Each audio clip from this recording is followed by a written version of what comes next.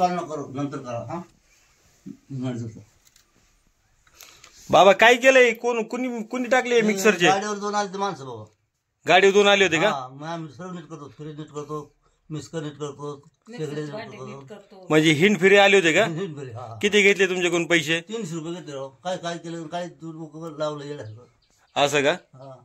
म्हणजे तुमच्या तुम्हीच पाहा ना काय लावलं. नाही आम्ही तर बघितलंय, याला कार्बन टाकून दिले की हिंड मला काय म्हणते 2-2.5 तास चालू करा. आता नको चालू. हा म्हणजे आता टाइम तेवढा होता. टाइम तेवढा होता का?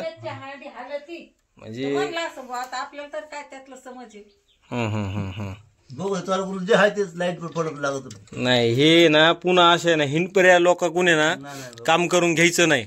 आणि दुसरी गोष्ट ज्यांचं दुकान आहे, जे आपल्या परिचित लोक आहेत, यांच्याकडून काम करून घ्यायचं. हे असे फ्रीजला कुठं कार्बन हे लावून कुठं समजा चालू होत असतं कसं फ्रीज?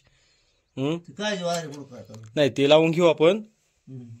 अशा हिंडफिऱ्या लोकांकडून आहे ना असं काम करून घ्यायचं नाही. हे काय असं फ्रीजचं किंवा याचं नाहीये. तेच ना काय हे फक्त लक्षात आलं. पुन्हा असे कोणी लोक जर आले ना, अजिबात असले लोक काम नाही करून घ्यायचं. एकदा काय झालं, एकला झाड बाबा आला. मिक्सरच्या कार्बनवर कधीच फ्रीज चालू होत नाही.